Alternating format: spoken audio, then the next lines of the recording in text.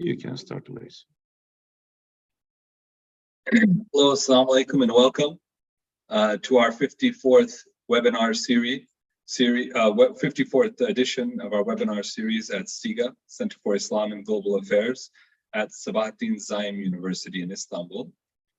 Today we have Professor Tongdong Bai from Fudan University joining us, speaking about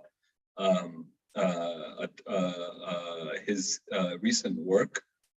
The title of our seminar is Of the People, for the People, but not by the people, Confucian Meritocracy as a Correction of Democracy.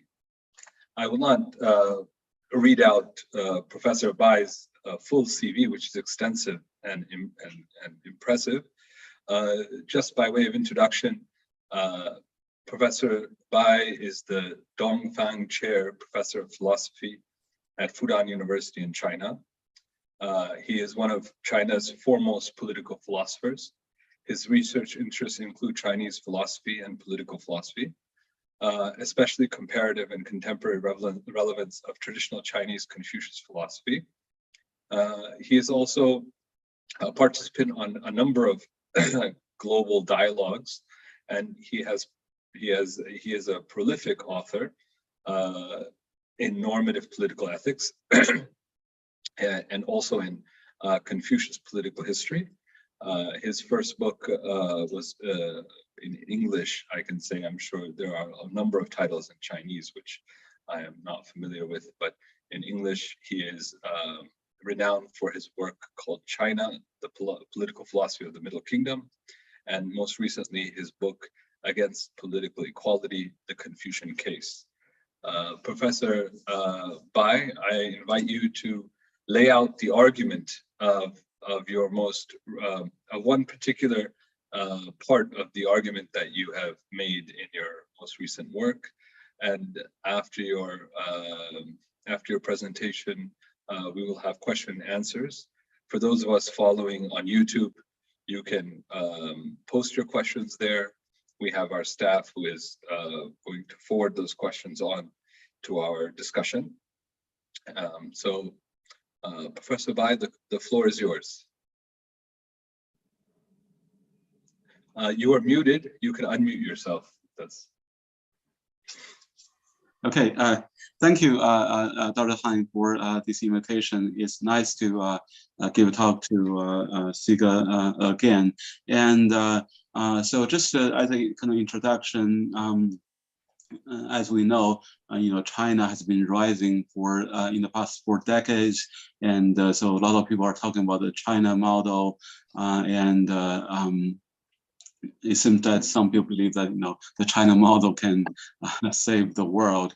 And I'm a philosopher by training, so I cannot explain to you why China has been rising in the past 4 decades. I mean, I have my own opinions, but my opinions, don't have any expertise behind them.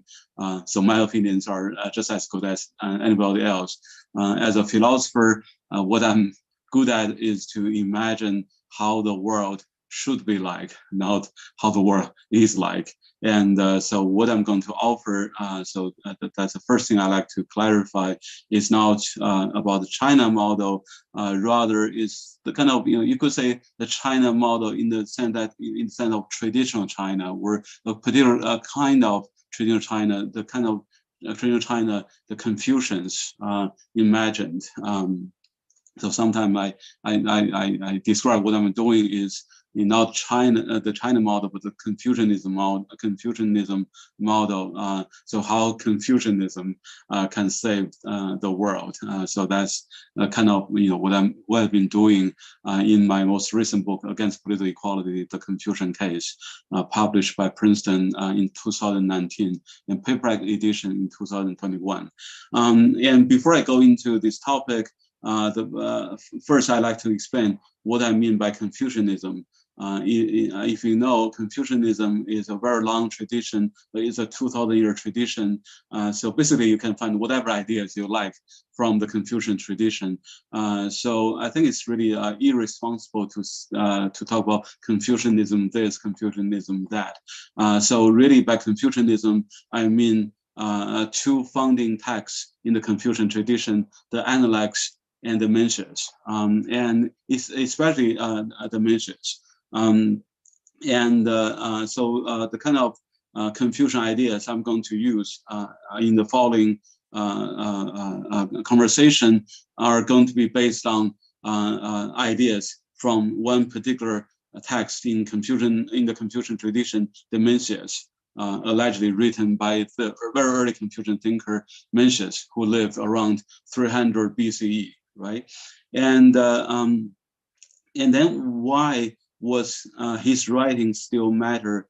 Why did his writing still matter today? I mean, first of all, because he's a philosopher, right? You know, I think being a philosopher, I think the meaning of a philosopher means that, you know, you have ideas that go beyond a particular place, particular people, and particular time. I think that's why I think Mencius can still be relevant today. And another important reason for Mencius to be relevant today, that Mencius lived in a very chaotic time, in a transitional period of Chinese history. So the transition is from the earlier way of governance, so-called the Western Zhou Empire, to the emerging regime, the Qin Empire. So the Western Zhou Empire is roughly from 1050 BCE to 770 BCE, and the Qin Empire emerged in 221 BCE. And so there is a transitional period from roughly 770 BCE to 220 BCE. And if you have to find something similar in the European history, so the Western Zhou Empire is kind of feudal empire, kind of like the medieval feudal regime in Europe. And then the Qin regime was really based on the kind of a rational bureaucracy.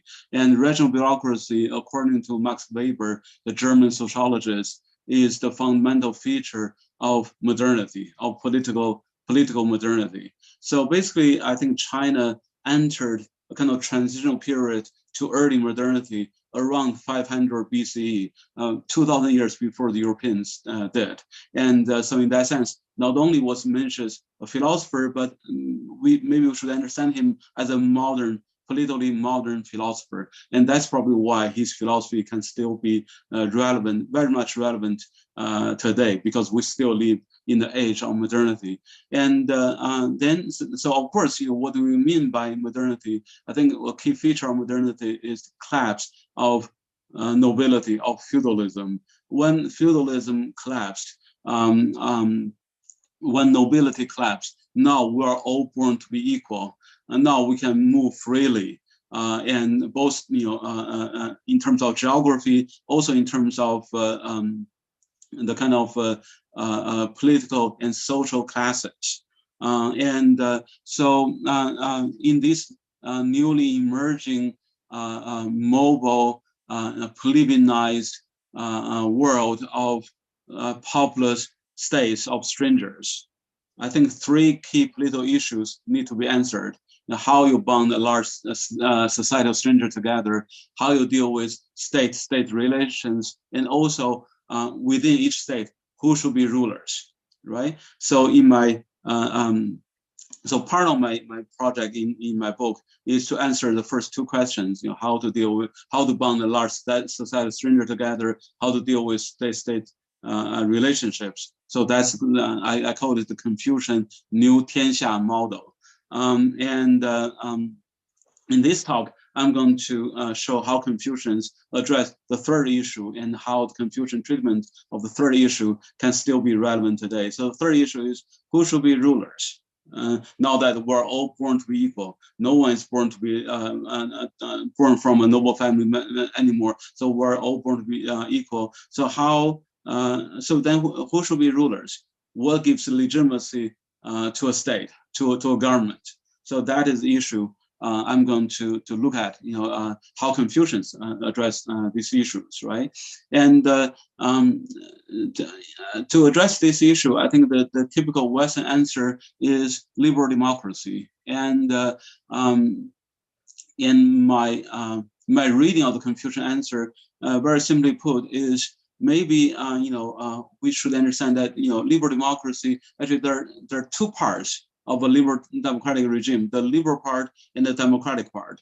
I think the liberal part is really the real contribution from Europe, from West, but the democratic part is really the problematic part. And I mean, oftentimes we say liberal democracy in one breath, but we should realize that the liberal part and the democratic part are conceptually different. In reality, they're often in conflict. We see that in today's world already, the rise of right-wing populism in the West that threatens rule of law, liberty, rights, and things like that. So my project, simply put, is to argue that maybe we should embrace the liberal part of liberal democracy, and we should see the threat from the democratic part. And in order to protect liberalism, we should put a restriction on the democratic part, on democracy, through this kind of Confucian meritocracy. So put it another way, so my proposal is liberalism, yes. Democracy, no. We should crack the excesses of democracy through a kind of humanist-based meritocracy, right? Sort of Confucianism-inspired meritocracy. So that's the basic outline of my project. So before I go into the Confucian, meritocratic corrections, so let me just say a few words. So how Confucians can embrace liberalism?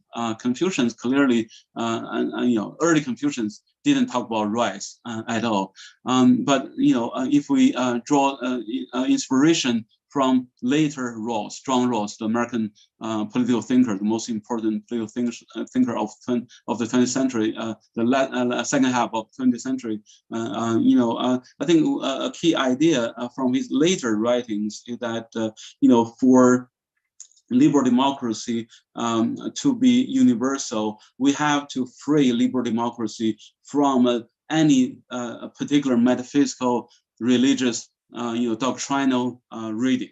And so, yes, maybe Confucians don't talk about rights. That doesn't mean Confucians can embrace liberalism in their own way. So just give you one example, freedom of speech, right? The Confucians clearly wouldn't say, speech, free speech is sacred, right? Is a fundamental right. However, Confucians do believe that good governance is the highest good the Confucians pursue. If that is the case, then if we can argue that free discussions may lead to better political decisions, then Confucians can embrace free speech as something necessary to good governance, right? And we're also going to see for Confucians whether government is a good government, whether the policies are good.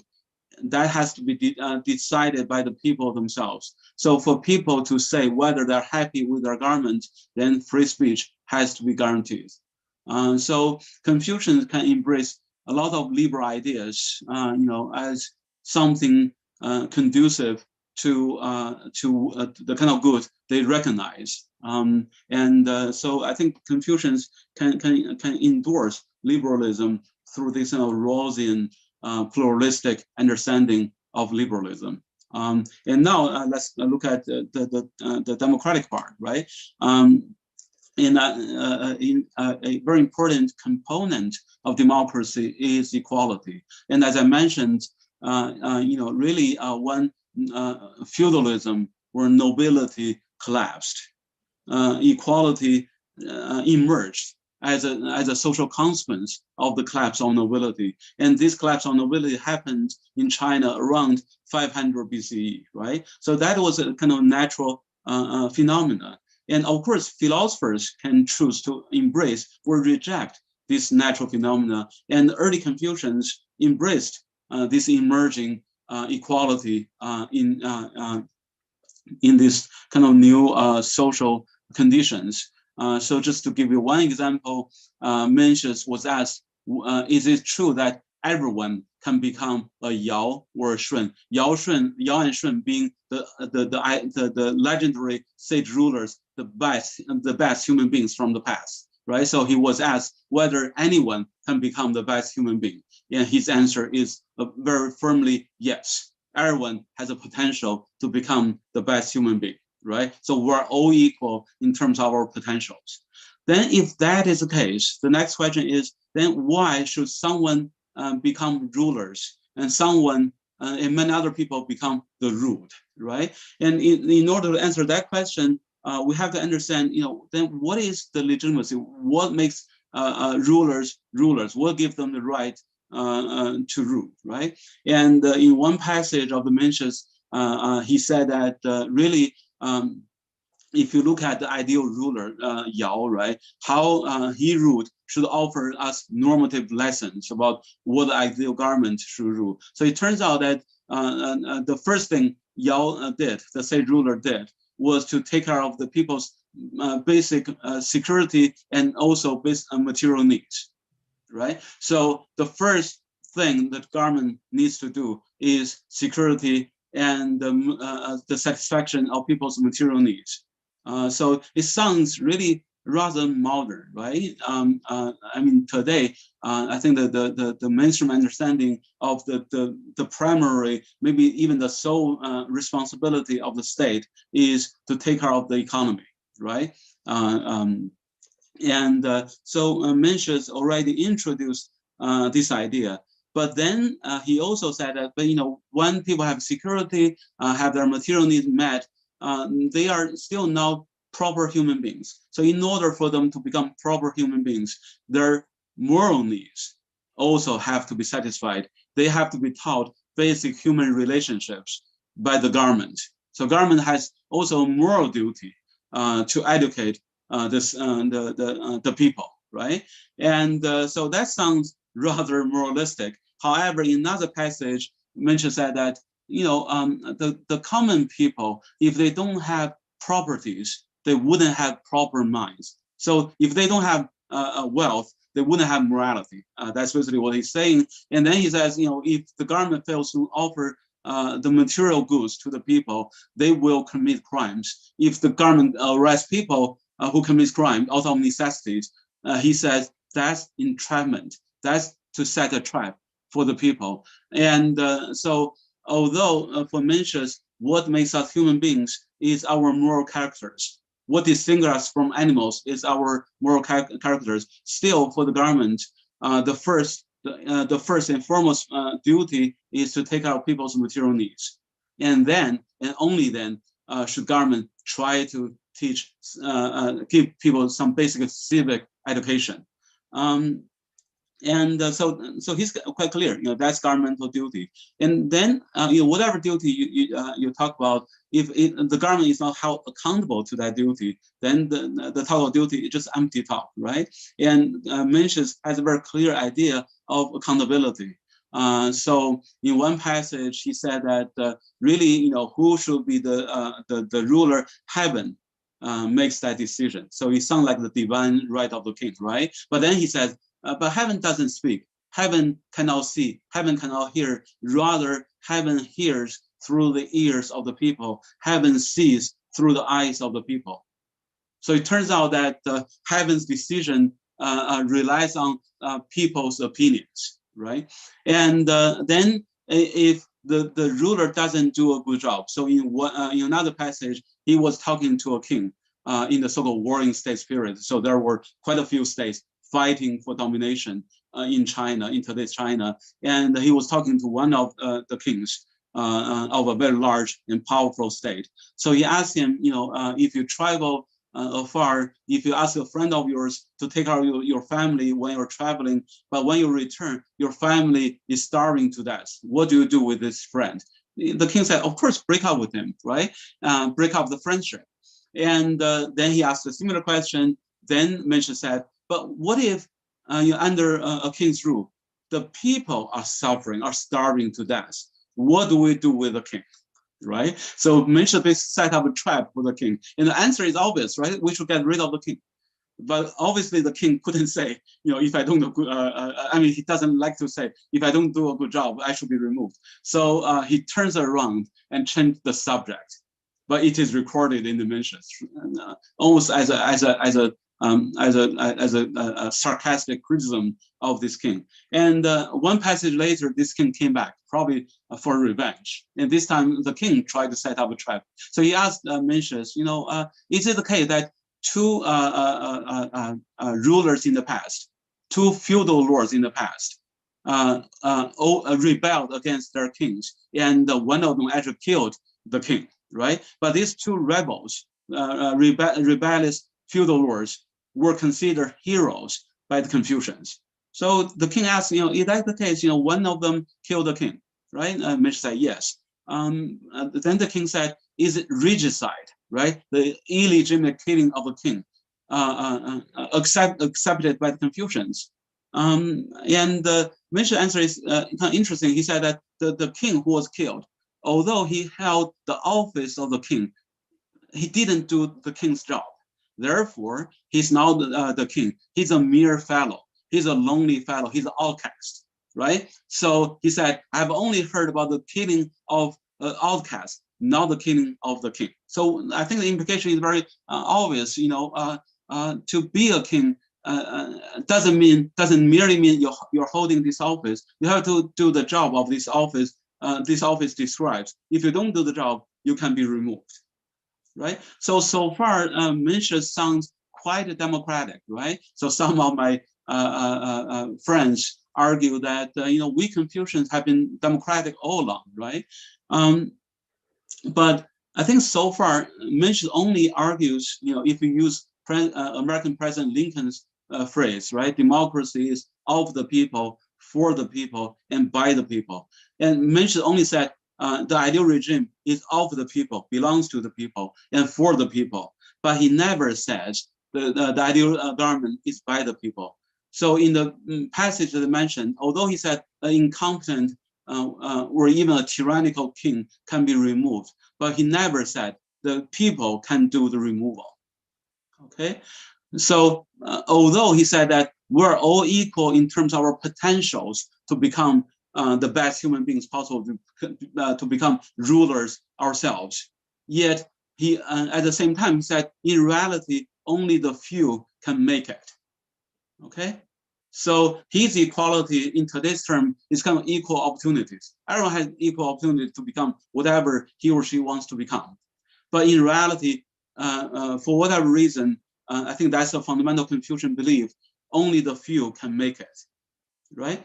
If that is the case, then what will be the ideal regime, right? So for Mencius, the ideal regime then is maybe we should have people's voice heard, right? But then we have the Confucian elite, the people who are compassionate, care about the people, and also are intelligent enough to put this care into good policies, right? So we should have people's voice heard, right? Because heaven sees through the eyes of the people, right? At the same time, we should like the political elites, the right kind of elites, make political decisions, right? So the ideal regime for Mencius then is kind of a hybrid regime that combines the people's voice and the decision by the morally and intellectually superior people, right? And so that is clearly different from the typical understanding of a democratic regime, right? And then the next issue is, why is this regime a better regime?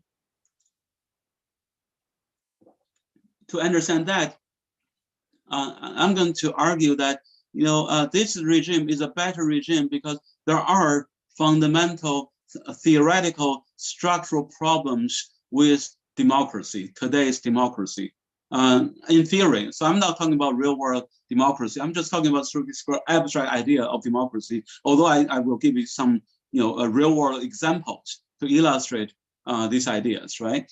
So I think there are many problems of democracy. And before I go into this problem, I think a very common response to any criticism of democracy is the alleged claim by Winston Churchill, the English, the British politician, allegedly he said that democracy is the worst form of government, except for all those other forms that have been tried from time to time, right? So basically, yes, there are a lot of problems with democracy, but other regimes are even worse. That is the common response. But I think this response is intellectually lazy, because have we ever considered alternative regimes, right? And also empirically, this claim is deeply questionable. The idea that democracy is the least bad regime. So I'm not going to go into the empirical issues. So let me just talk about in theory, what's wrong with democracy, right? I think first of all, democracy is based on often, it's not always, but often based on the idea that behind democracy, behind the institution of one person, one vote, a common understanding that we the people can understand politics the best. So the implication is that the elites should not make decisions for us. So oftentimes in a democracy, there is a strong anti-intellectual, establishment undercurrent. And now we see it quite clearly in the US, actually in much of Western Europe as well, right? And but then when you have the people who are so suspicious of the legislators, they themselves elected, you have this really a poisonous combination. So I think a lot of the ugly political culture today in a democracy is a result of this hidden contradiction. So we let politicians make decisions, but we don't trust them. Okay, and so I think that's a kind of a, you could say, kind of ideological or cultural issue. And more concretely, the second problem is that in a democracy, only voters have a voice. Only voters of a particular state have a voice, right? But unfortunately, a lot of political decisions by one state have implications to other states and other peoples. But unfortunately, other states, other peoples don't have a vote in that state, right? So that makes a lot of political decisions, good political decisions, very hard to come by. When decisions are have something to do with foreigners or future generations, so future generations, even of the same state, they haven't been born yet, or the youngsters, they couldn't vote, right? So they couldn't have influence on domestic politics. So just one very obvious example is climate change, right? Climate change is often those who suffer from climate change are often concentrated in some poor countries like Bangladesh, right, or Fiji, but the polluters are everywhere, right? And but the Bengals and people from Fiji, they do not have political influence in America, in Germany, in the UK, or in Turkey for that matter, right, or India, and also I think future generations will pay the price we have caused, right? But they don't have vote, so they cannot influence on political decision making process. So I think the very structure of the one person, one vote, I think makes the climate change almost a perfect storm to the humanity. Okay. Then the third issue is even among voters within a country, the majority, the powerful voters tend to suppress the minorities, right? So that's why oftentimes when the country becomes democratic, the first thing that often happens is genocide, ethnic cleansing, because the majority tries to get rid of the minority. Of course, in a democracy with rule of law, with liberalism, right? That wouldn't happen. But still, there's this kind of implicit, hidden suppression or oppression by the majority on the minority. Actually, again, think about the climate issue, right? Even within the U.S., oftentimes it's the people who live close to the sea. suffer from the climate change first, right? We're living in a very dry area, but they tend to be concentrated in one or two states, and then their votes wouldn't have enough influence on the national policies, on the policies of federal government, right? And finally, even among the voters who can speak up, I think a fundamental assumption of democracy is that if everyone votes on his or her self-interest, then together we have the collective, a national state interest, right? So the fundamental assumption is that every voter has to be rational about their short-term material interest. That doesn't sound like a high requirement. However, again, political scientists have shown that voters are not even rational in that sense, right? And I think I've made some arguments to explain why voters are doomed not to be rational, right? I think the first reason is, think about it the other way. Look at the first democracy in human history, the Athenian democracy, right? A democracy in Athens. There are two actually very important conditions in Athenian democracy. First, Athens is a small state, right? 20,000 citizens, 200,000 people, but only 20,000 citizens thereabout, right? And secondly, in Athens, Athens is a democracy, that's true, but it's a democracy that is based on slavery. And slavery, I think, is very important to Athenian democracy because slave laborers free the citizens from their daily chores so that citizens can participate in politics in a very committed way, right? In contrast, today, all of us have to work, not all, but most of us have to work, right? And so we're busy. We don't have time to think about politics. To make the matter worse, almost all countries today are way too big compared to Athens, right? And so the state matters become really too complicated for the average voter to understand, right? And on top of that, actually related to this, when you have voters in the quantity of more than 1 million voters, in that case, actually one vote never counts. One vote is always a statistical error.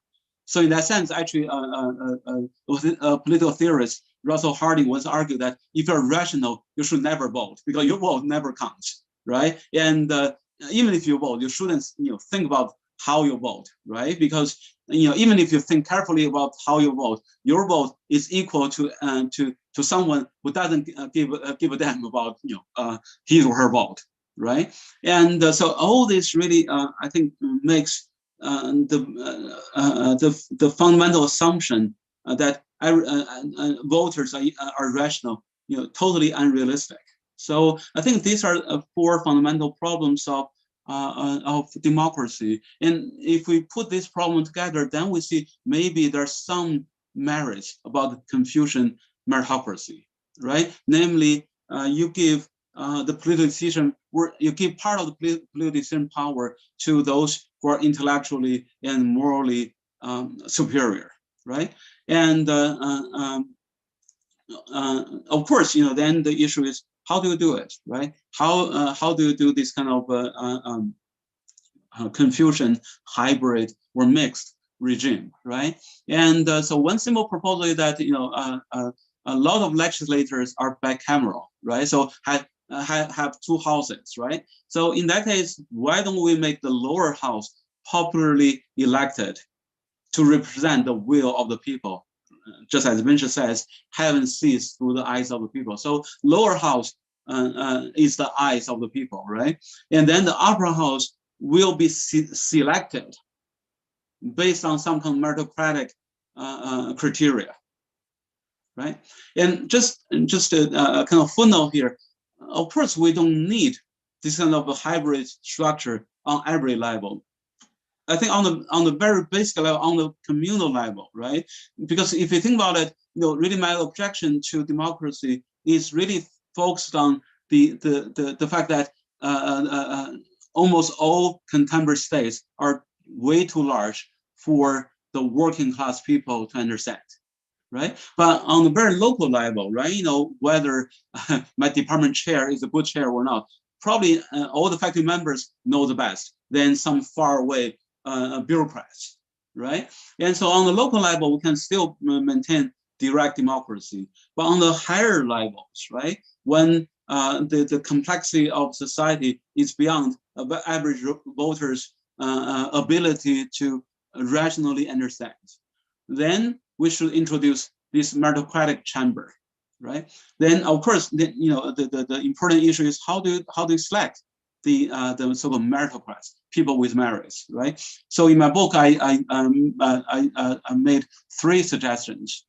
These 3 proposals can complement each other, so they're not exclusive with each other, right? So the first way of selecting meritocrats is, I call it a leveled model, right? So on the very basic level, direct democracy, right? Legislators or magistrates are directly elected by the people, right? And then on a higher level, the upper house will be elected by legislators and magistrates one level lower, because the legislators and magistrates one level on the very base level, now they are more experienced with politics, so they can understand politics better, and they might be able to make better selections than average voters, right? So that is one way of doing this. And the second way of doing this is kind of typical Confucian way, is by exams, right? Throughout traditional Chinese history, 科举 exams, not throughout, but for much of traditional Chinese history, 科举 exams were used to select members of the ruling class, right? So we can use the passing of certain exams as qualifications for voters to vote for the upper house. Of course, that's not very easy to put into practice. Probably a more realistic proposal would be to require candidates for the upper house to pass an exam, right? For example, in America, senators are responsible for making foreign policy decisions, right? So maybe for someone to become a candidate for the Senate, he or she should pass the foreign service exam, right? This person should know where Iraq is before he can become a senator who is going to make a decision about whether America should go to war with Iraq, right? So the second way of selection is exams. The third way is really, I guess, more confusion in the sense that we should identify people with virtues. But throughout Chinese history, a constant challenge to this Confucian idea that virtues are very hard to identify, right? But we could use some signifiers of virtues, some proxies for virtues, right? And so one proposal I made is that, again, in the American setting, if someone is a governor of a state for 2 terms, right? And he or she has approval rating of 40% or more, and that person has no criminal record when he or she is in office, right? After 2 terms, due to term limit, there is no third term, then this person automatically will become a senator. 1 term, 10 years, no re-election, and this 1 term, then that's it, right? And so because his or her capacities, moral intellectual capacities, are examined when this person is in office, is actually running a very big government, right? So then this person will be sent to the Senate. Or in American setting, maybe a presidential candidate has to be a governor of a state first, right? So this way, I think Trump would never have a chance to become presidential candidate. And so that is my proposal. And lastly, I will try to wrap up very quickly. So there are some challenges to my proposal, and maybe I'll mention a few. I'll elaborate on a few if the audience raise these questions. And so maybe I'll just mention one objection, right? So one possible objection is that this kind of hybrid regime violates a very fundamental idea of democracy, namely the idea of equality, right? But my proposal only violates equality if you think equality has to be expressed by one person, one vote alone, right? Because in my design, people still vote, right? It's just that their votes are now the only factor to determine who are going to be the legislators or the rulers, right? And but really, why we should consider equality to be the same as every person votes and every person vote is counted equally. We can be equal before the law, right? We could have equal human rights. We could have equal protection from the government.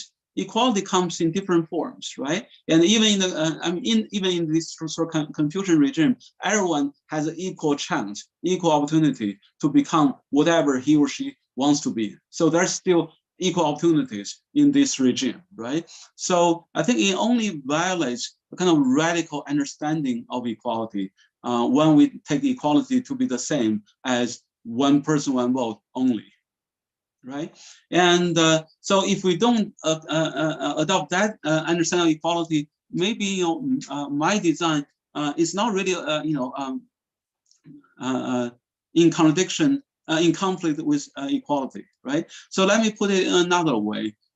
So in Rawls, John Rawls, the American political theorist, in his earlier writings, the book that made him famous, The Theory of Justice. So he's a kind of egalitarian. He believes in equality. However, in the Theory of Justice, he introduced a famous difference principle. So the difference principle said that economic inequality can be tolerated if this inequality benefits the most disadvantaged people the most, right? And if egalitarian like Rawls can accept economic inequality on the basis of difference principle, maybe what I'm proposing is based on what I call it a political difference principle, namely political inequality in terms of political decision making can be accepted if it benefits the most disadvantaged people the most, right? So in that sense, if we still consider Rawls a thinker of equality, then this Confucian regime doesn't really violate that kind of equality either. It only is in conflict with kind of radical form of equality. But to me, the radical form of equality, there is a price for it. The price is the threat to liberalism, to rights, liberties, rule of law. So I'd rather put restrictions on radical equality to save liberty. So that is the compromise I'm willing to take. Okay, so I'll just stop here, and I'm going to be very happy to hear your criticisms. Thank you. Thank you very much, Professor Bai. That was a very succinct way of putting forward your argument. I have a number of questions that have come through, so I will, one by one, in the order that they came, I will start to send them your way. So some of them are criticisms, some of them are clarifications. Mm-hmm. First, you mentioned this idea that Mencius has of the concept of heaven. The term heaven evokes a kind of Judeo-Christian imagination. Could you please clarify what Mencius means by this idea of heaven? Is it a transcendent realm? Is it a personal God? Is it the ultimate good? What exactly is that philosophically? Right. Thank you for this clarification question. So Confucians are often considered a bunch of conservatives. So they live in this kind of a transitional period. The old regime collapsed. So they are often described as those who try to go back to good old days, to the old regime. The old regime did believe in some kind of heavenly mandate, right? It's heaven that made the king, right? And so the Mencius is using this language, but he's giving a new interpretation of this language, right? So the passage, actually was started when a student asked Mencius, what makes the king a king, right? And Mencius said, it is heaven. But then the person asked, but how does heaven do it, right? Does heaven speak to the next ruler? And clearly, this guy is very skeptical. He doesn't believe that there is a kind of personal God, personal heaven who can do that. And Mencius agreed. He said, no. Of course, heaven does not speak, right? Heaven reveals its will through the act and deeds of the people. So that's where this kind of heaven hears through the ears of the people comes in. So although he still used this kind of a conservative idea of heaven, the good old concept of heaven, he gives it a totally different interpretation, a kind of, I would say, humanistic or secular interpretation of that concept. I understand that he had a kind of what you might call a democratic interpretation of heaven, but heaven, in this kind of what I might call like a Western understanding of the term, is like a place. It doesn't have agency, but the way you're using the term heaven, it hears, it expresses. So can you, just for our audience, because our audience may be biased in this term, could you clarify like what do you mean by heaven? Because it means, I know that that's not a central part of your argument, but just in imagination, a Western imagination, that's a kind of, it's a place. How can a place be heaven? It's like a paradise. Right. So in the West, we have this idea called natural rights, right? There are certain rights that are guaranteed by nature. Oftentimes, the N is in capital letters, right? And so maybe heaven should be understood as that nature. It gives some kind of sanction, some kind of sacred status to certain human things. So, for example, if you read John Locke, right, in the second treatise, the first treatise, he criticized the divine right of the king. But in the second treatise, when he talks about property, all these sort of ideas, he tried to say it is really God. Sometimes he says it is nature that gives all these things to human beings. So I think in any regime, you try to make the foundation of your regime somewhat sacred. Right, so I think heaven is really this thing that gives some kind of a sacred halo to the regime, but but there's nothing personal. So heaven doesn't speak. Heaven cannot see, cannot hear, and even in that passage, Mencius did say that gods had to accept Mencius and this candidate. But it turns out that the God's acceptance is merely this candidate performs certain rituals. In another passage, Mencius said that if you give sacrifices to the gods who are supposed to protect the harvest, but then if the harvest is bad, right? Basically, if the gods don't do their jobs, then you replace the gods. You change to the new gods. So in that sense, everything, the very foundation of the legitimacy of government and gods really comes down to the service to the people. So in that sense, I think there's nothing like the kind of a typical kind of a Islamic or Christian kind of gods or Allah in that kind of Chinese concept or the Mencius concept of heaven. Thank you for that clarification. I wanted to ask you about a number of other things. I understand. It's clear. I mean, your arguments for the problems that beset democracy are quite thorough and quite convincing. Yet, I feel like your arguments from democracy, there's a sense in which most of your argument is geared towards this like liberal audience. So you want to save liberalism. And my question is, on close examination of Confucianism, do you feel like Confucianism is a liberal philosophy? How Right, can so- you claim a Confucius political theory while trying to save liberalism? I'll just give one example. So one of the key facts of liberalism is trying to secure the happiness of the individual. So as you well know, so my question is, when you look at other aspects of Confucianism, it doesn't seem to be conducive for this kind of liberal outlook. Am I misinterpreting this issue? No, I think, so the really thrust on my argument that is inspired by Confucianism is really the restriction on democracy, right? And Confucians, they were clearly they were not liberals. They were not considering the kind of typical liberal questions.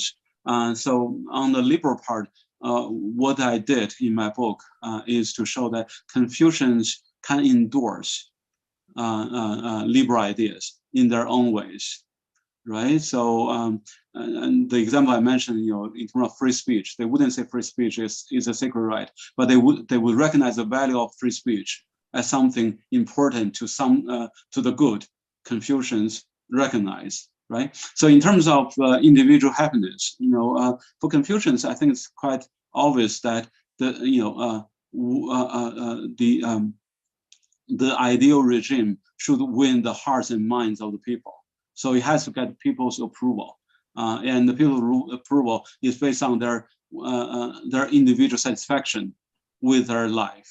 So in that sense, this kind of idea of individual happiness is the very foundation to determine whether a government is good or bad, according to Confucians. So they could embrace that kind of idea, although they wouldn't go to the kind of radical form of individualism, the kind of Hobbesian individualism. So they wouldn't go that far. But the idea of the recognition of individual happiness, I think that is something Confucians deeply believe in.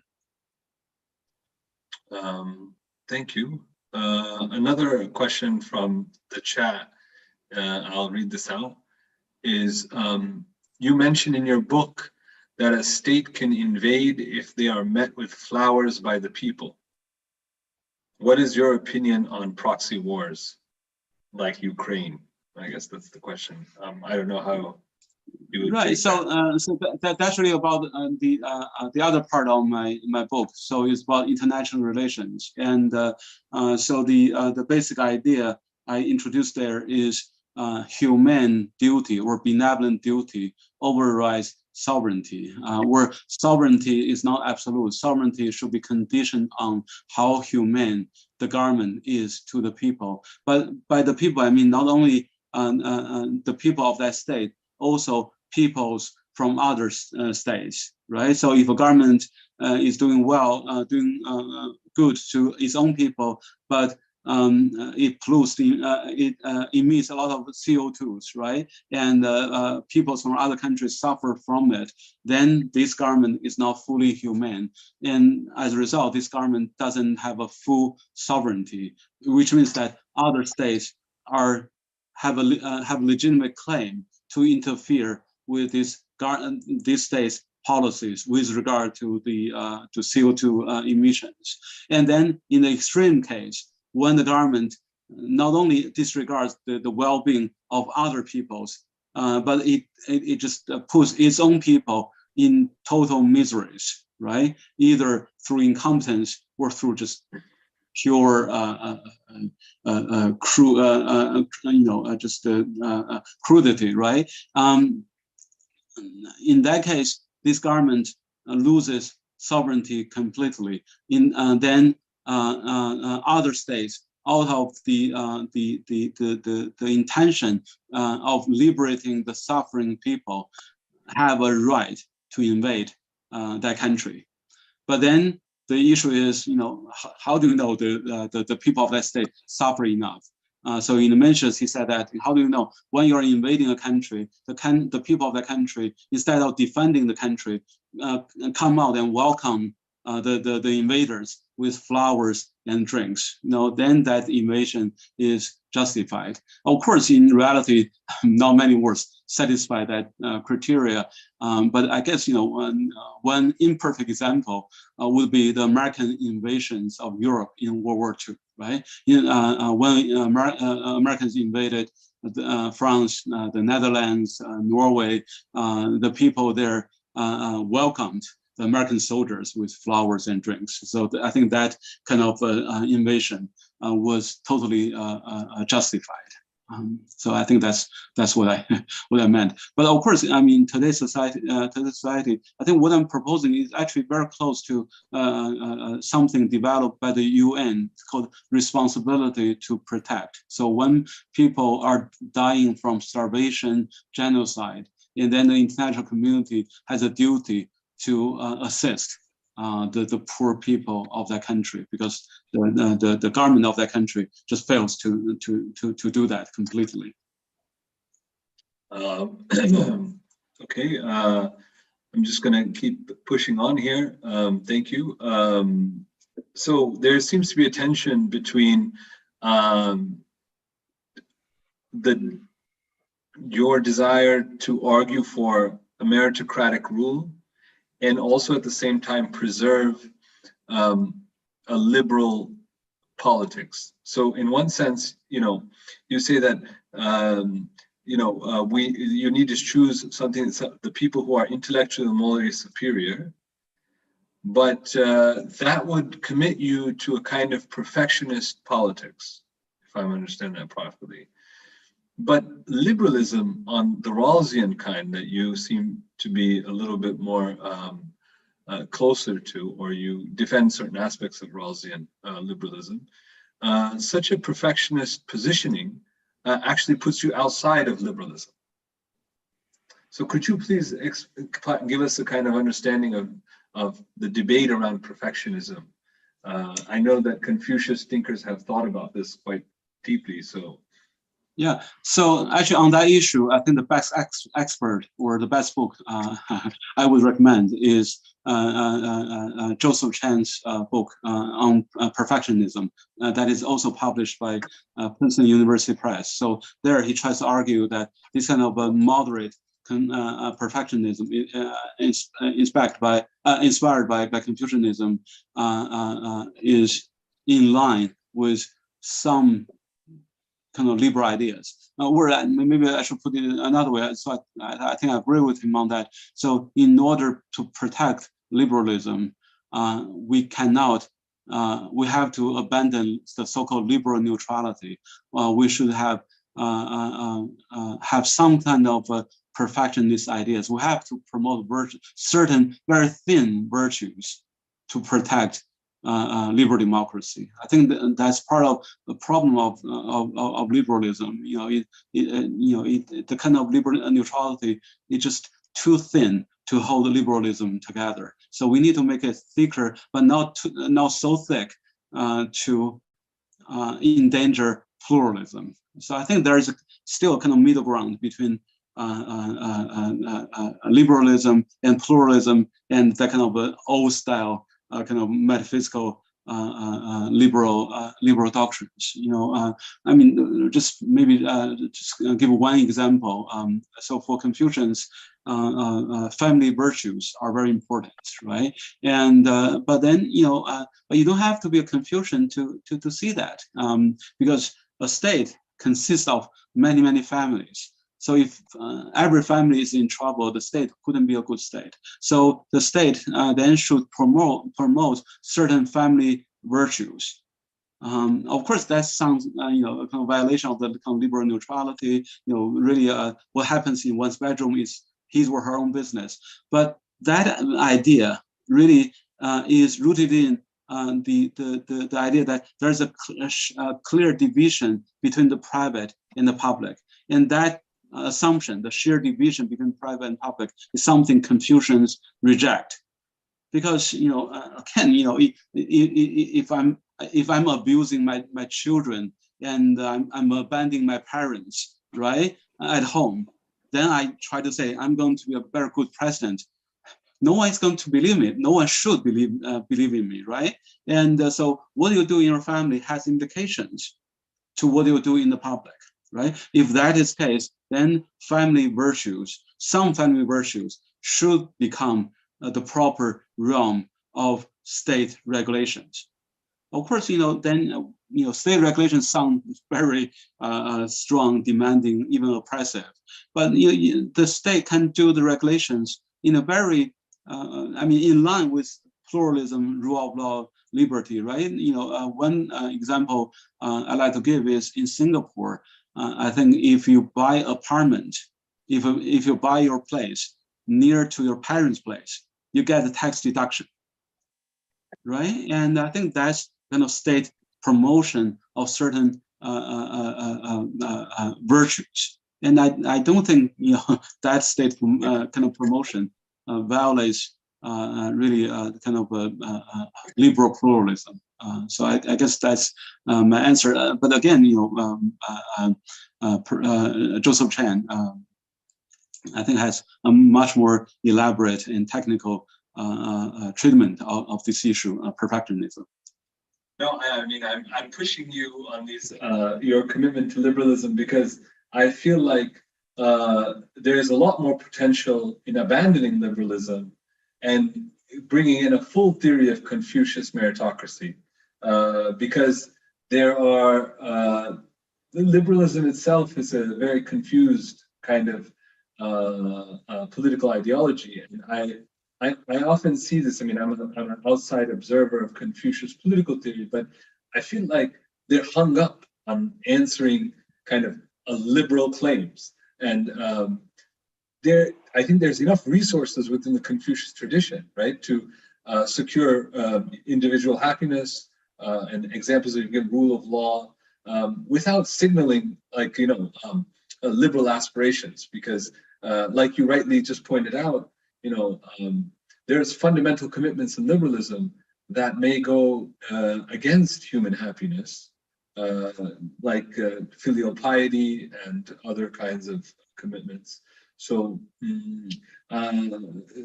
this is just my observation.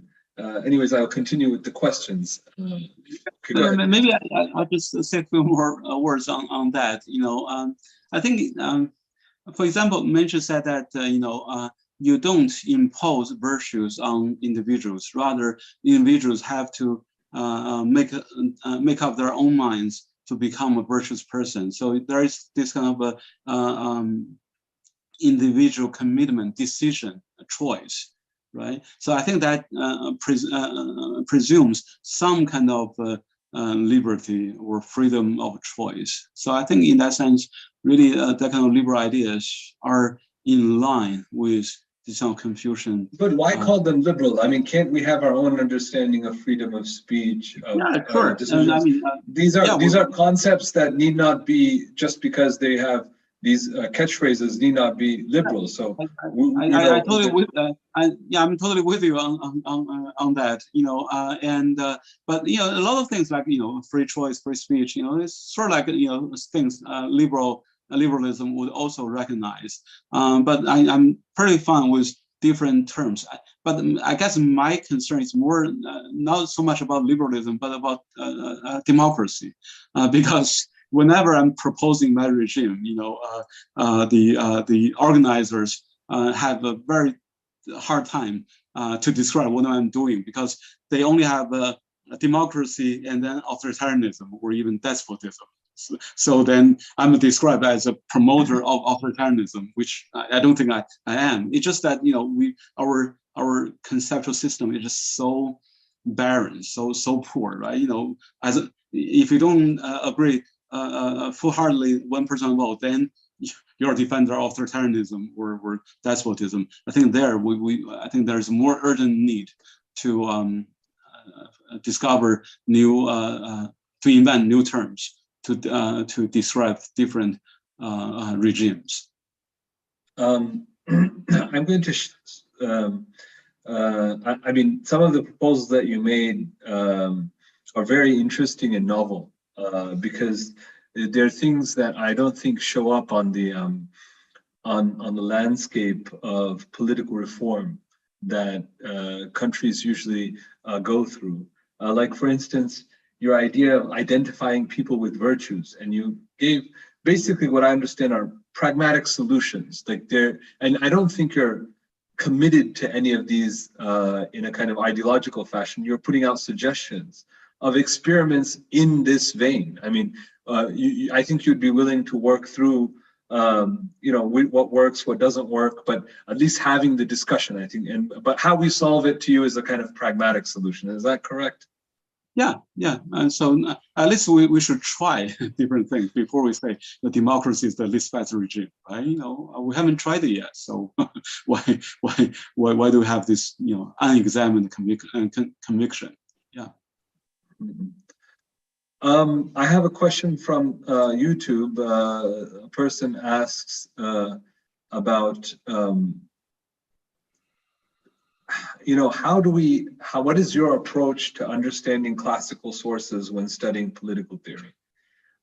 This is something I think both, students of Islamic political theory and other traditions face when trying to do normative political theory. So could you shed some light on your methodology about how you actually do the craft of, as a philosopher, how you think about producing a political ethics for the modern world while relying on a tradition such as Confucianism, which is I think the real word is Ruism. I think the it's Confucianism is the westernized word, but it's really Ruyanism, I think, would be the proper way of doing it. But could you shed some light, especially for the students of Islamic political theory? Right. I think the first thing is, again, just going back to my commitment to liberalism or to pluralism. And so I think my interest is mainly in political philosophy, not in ethics. I think for that reason. So I guess I'm persuaded by the later John Rawls that pluralism is inevitable.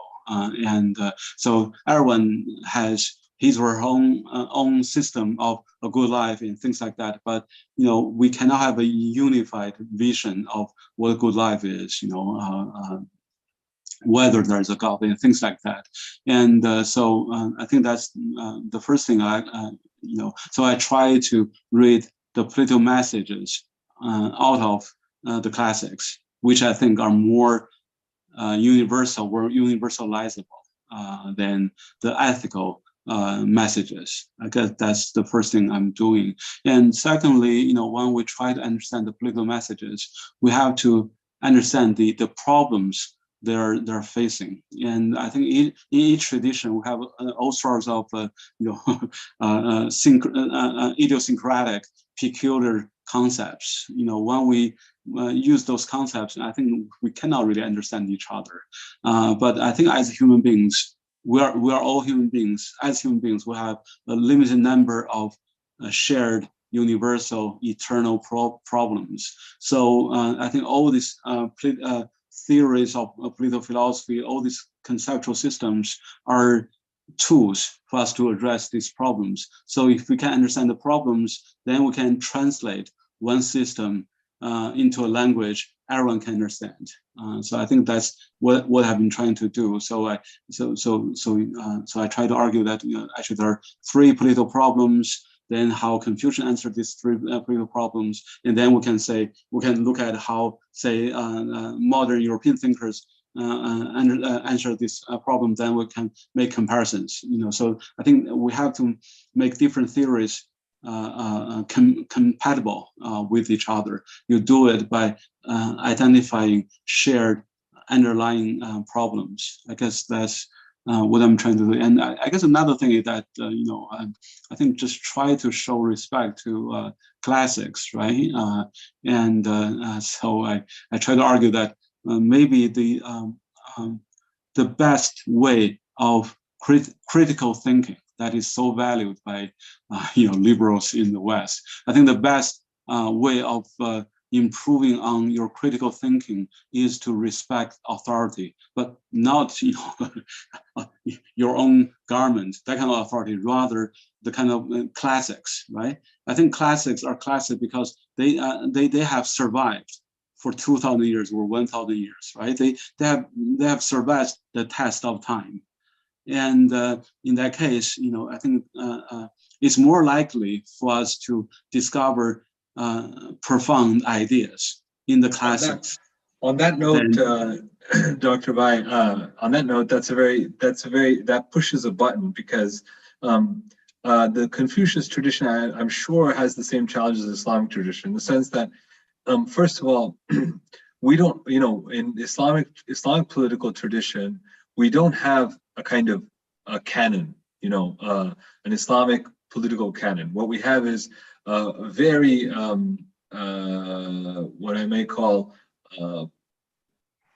very brilliant polymaths who have written on a wide variety of subjects, right? And amongst what they have written, there are political themes amongst what they have written. So unlike Western curriculum, where we have a kind of what they say Plato to NATO, a very clear set of books, it's hard to pinpoint what we would give to undergraduates. I mean, this is something we're facing here in Turkey. How do you construct a canon of classics from the vast ocean of writings, right, that are there in our respective traditions? So how did Confucius thinkers, those working on political philosophy, decide? I mean, who do you pick? How do you train young Confucius political thinkers? How does that work in China? Yeah, so first of all, I have to excuse myself for my lack of knowledge of the Islamic tradition. And I think in the Confucian tradition, I think what are considered classics are kind of some minor thinkers. There can be debates, but the Confucius Analects diminishes. These are Confucian classics. Almost no one would challenge that. But still, I think there's something similar to what you're just saying. Really, the kind of disciplines we have today. So I'm in the Department of Philosophy, right? And some other people are in the Department of Chinese Literature. But all these, departmentalizations are from the West, right? And so in that sense, maybe in traditional Chinese learnings, they have a different ways of dividing things up. So now we have to divide things up according to this Western university system. So in that sense, we always have to pick and choose. And so a lot of actually traditional Chinese thinkers are just like what you described. They're poets. They're great literature figures. They're also very important bureaucrats, and they also write on history, reflection on history, political regime and things like that. And but still, I think the reality that we live in this kind of really Western university system, then we could identify things that are what we call today sort of political theories or political reflections, and put them together, and let those ideas talk to us, right? Makes sense to us. I think that's what we are trying to we're trying to do here.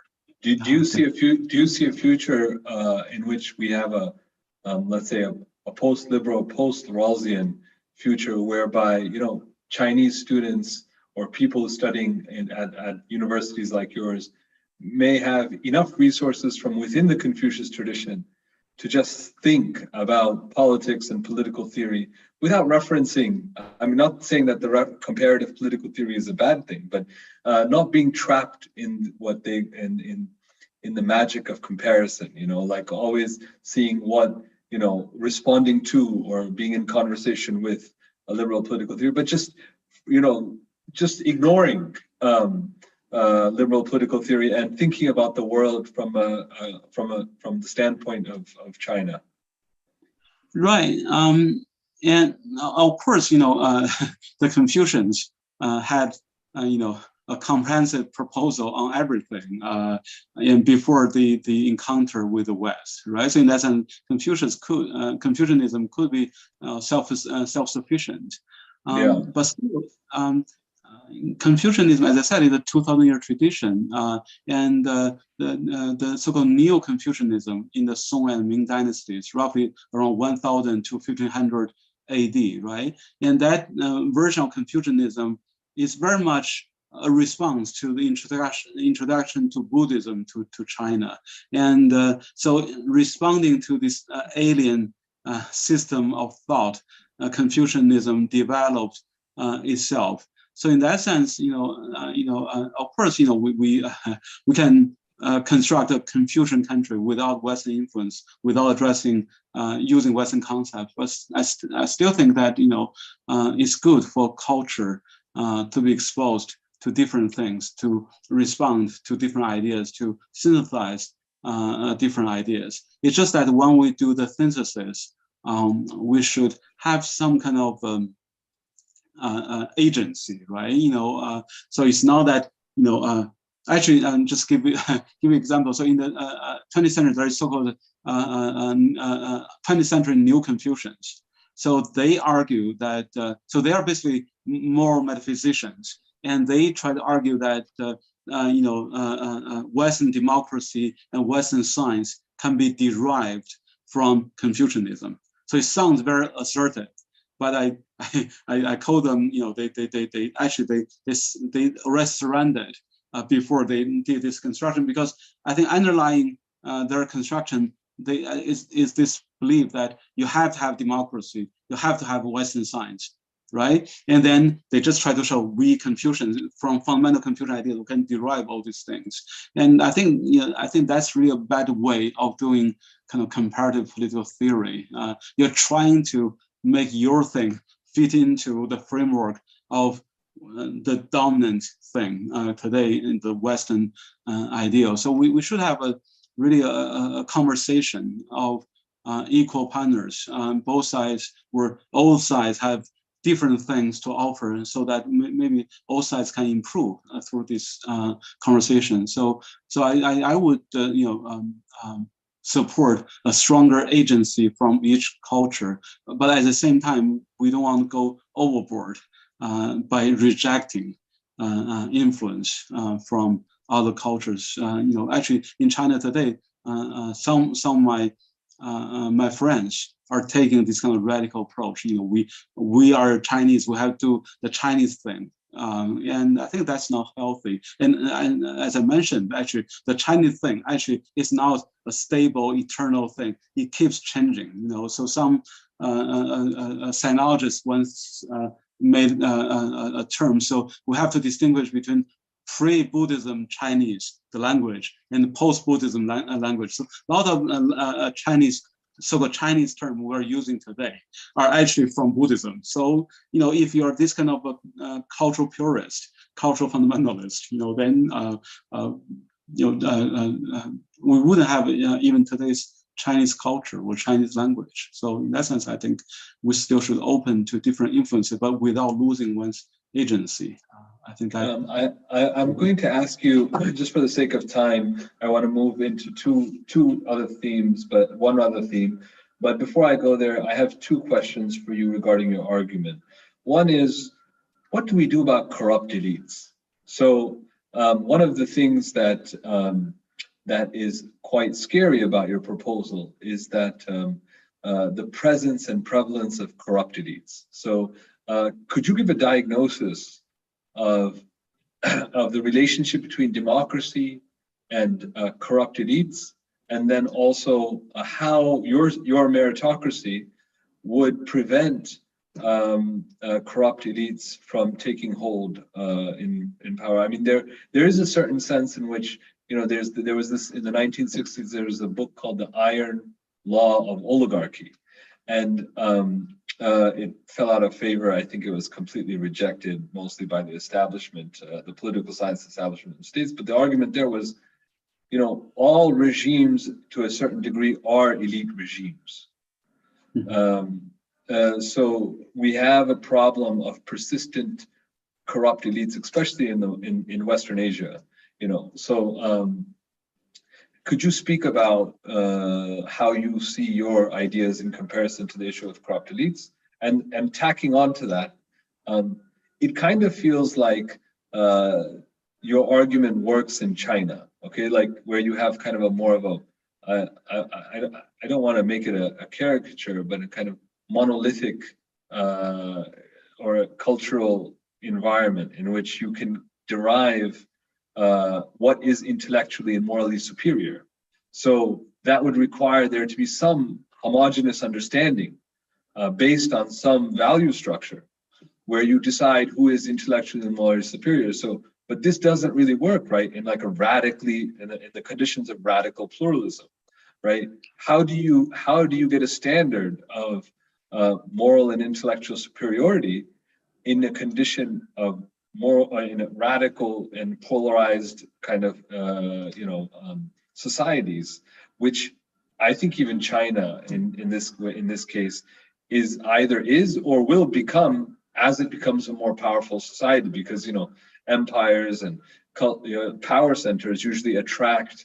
Also, one of the burdens of that is that they attract a wide variety of people, right? So even maybe in the 60s or 50s, China was not as open to the world, but like now, as China grows as a more stronger country, people are going to come from around the world, and they already have in a certain sense. So how do we like take Hong Kong as an example, right? I mean, you already have radical differences amongst people. So those two, corrupt elites, and how do we do this in the context of radical pluralism? Right. So first on the underlying idea, so I totally agree with you. Agree with the book you mentioned that in a democracy, it's really the Congress people in the U.S. They, in terms of their income, their education, they're much better than average Americans. So they are de facto meritocrats. Then actually a criticism of my proposal is that why bother? You already have meritocracy there, right? But to me, although they are, first of all, whether they have the right kind of merits, right? And more importantly, I think those people there, although they are actually better than average American voters, but they try to pretend to be average Americans, because in a democracy, you can only get elected by pretending to be one of us, right? You cannot be different from the people. So in a way, the kind of meritocracy in the US is kind of closeted meritocracy. I want the meritocrats to come out of the closets to say, actually, I make better decisions. So you should listen to me. And if you want to make better decisions, make decisions, you better become a more informed person. Right, I think then we have a kind of a struggle to move up instead of just that kind of a smear campaign to try to go to the bottom kind of thing. And so in that sense, I think my proposal is really targeted at correcting the incompetent elites, right? So not so much the corrupted elites. So in terms of the elite corruption, so I think in that sense, what I'm proposing is really the basically, what the people do in a liberal democracy, like rule of law, right, is very important. And also the each chamber of each house of the legislature should have enough people, so different people can balance each other. So it's difficult to form small cliques, right? So that they can basically run politics, right? So that's why one of the ways to select senators is for someone to be a governor for 2 terms, right? So so this person, whether this maybe he's a poser, but at least he can fake, right, for 2 terms, 80 years, right? So probably he's good figure. He can keep on faking, right? That's the motto Silicon Valley, right? Fake it until you make it. Actually, Mitch said something similar along that line. So if you fake it long enough, actually you make it, you become that thing. So I guess these are the ways to check the corrupt elites, and that's also why. Going back to an early question you raised, that's also why I don't want a pure meritocratic regime, because the lower house, the people's voice, plays another checks and balance to the more elitist house, right? And so that's about the first question, the corrupt elite. Sorry, the second question again. Meritocracy in age of radical pluralism. All right. Yeah. And so first of all, I don't think I'm making a proposal for China. So I'm using Confucius. Of course. But Confucians never thought that they were inventing something for the Chinese. And I don't even use examples from today's China to support my argument. Actually, my very good friend Daniel Bale, I think he's making similar proposals, but he's arguing that his proposal is more based in China's reality. I think that's a constant disagreement between him and me. Then so in terms of if kind of a state with different ethnic groups or radical divisions, and I think when the polarization becomes so extreme, I don't think people will accept the kind of proposal I'm making. Rather, they would accept someone like Trump. So I think that's the tragedy of political sort of innovation in political philosophy. We have this innovation because the world is in trouble. But when the world is in trouble, oftentimes the world will make a change. But oftentimes they choose the snake oil. They choose the wrong solution than the right kind of proposal. So in that sense, I'm rather pessimistic about the improvement. But just in theory, though, for example, when I said if you want to become a senator, you have to pass the exam. But the kind of exam is kind of a value neutral foreign service exam, right? I never take foreign service exam, but I was told the American foreign service exam is very difficult to take. So it tests your knowledge of a lot of foreign relations, foreign countries, things like that, right? And another possibility is that say again in the American setting, I'm a Democrat, you're a Republican, but before we can vote, right, for the Senate, we should have a test about the Democrat. What are the principles, the basic tenets of the Democratic Party on abortion, on religious freedom, on school voucher, right? So I have to have the same with different religions, right? If I vote as a Muslim, I should know basic things about the Islamic teachings, right? So we can have different tests for different peoples, actually, one thing I proposed in my other part of my proposal is how to have a kind of state unity, but at the same time tolerating different ethnic practices. For example, you could have a college entrance exam where instead of giving if you're a minority group, actually China is doing that. If you belong to a minority group, they will give you some kind of affirmative action treatment in the national college entrance exam. So they give you 10 extra credits. To me, that's just nonsense. I'm a minority, but I live in a big city. My parents are well-to-do. So, but just because I belong to a minority, I get extra 10 credits. I already get a very good education. But some poor, Han Chinese, a majority Chinese person in a very poor neighborhood, he or she gets nothing. I think that's just ridiculous. So I don't think you should do that kind of affirmative action. If you want to protect ethnic identity through affirmative action, I would rather say let's have a test on, say, the culture of that minority group, say Tibetan poetry, right? Yeah, if you can write a poem in Tibetan, you get 5 extra credits. So that way, I think the minority culture could be preserved without resorting to this kind of, I think, very well-meaning, but I think ineffective or sometimes counterproductive policies. I guess that my response. Yeah. Professor Bai, we've come to an end, but before you go, I have to ask you.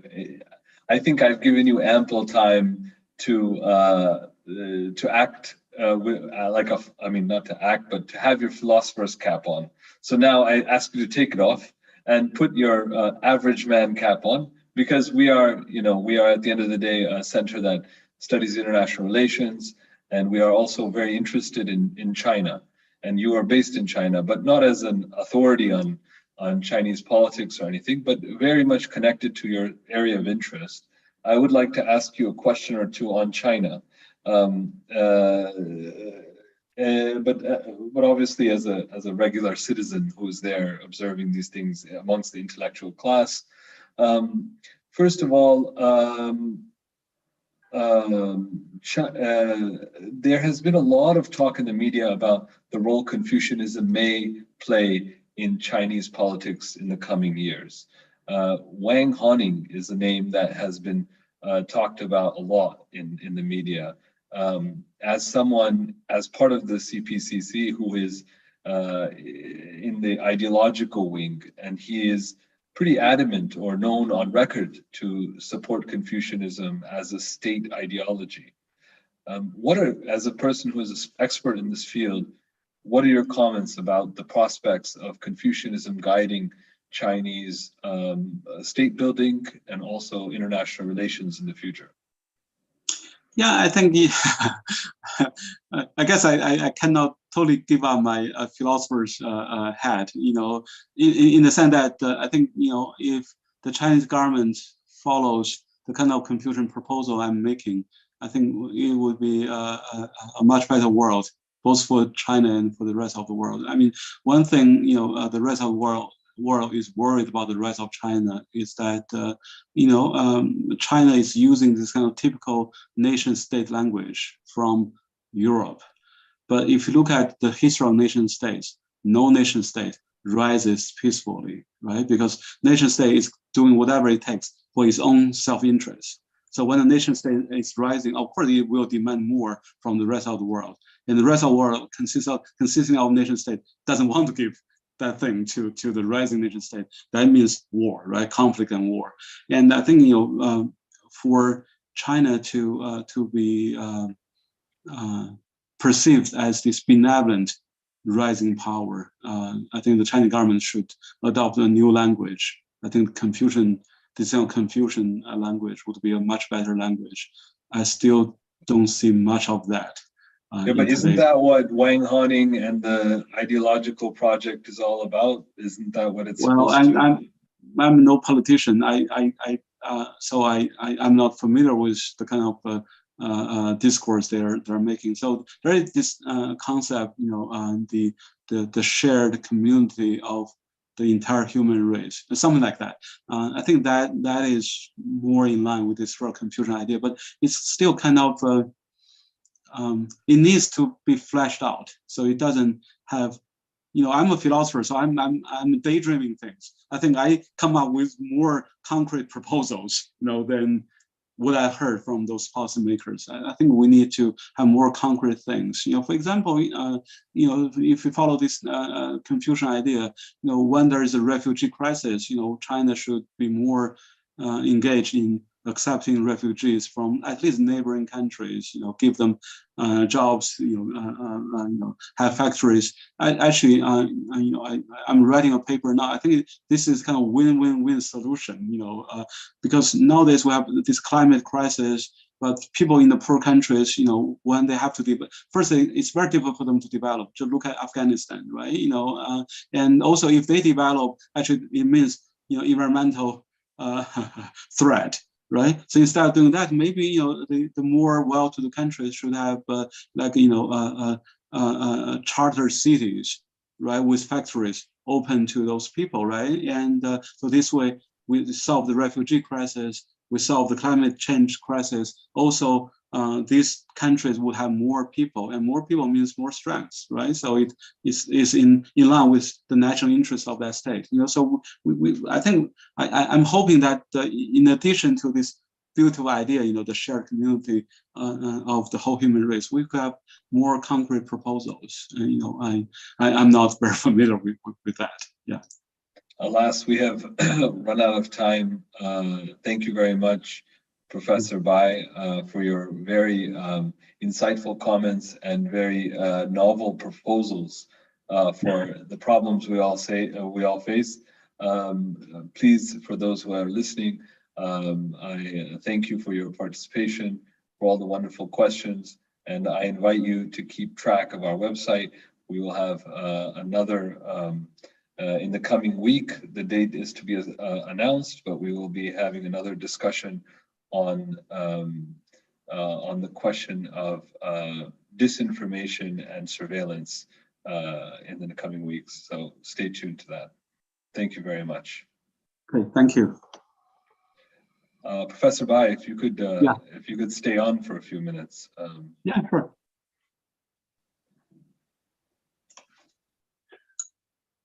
Let me just confirm that we have.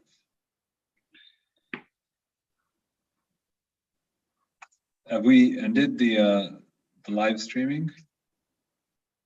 We are still online.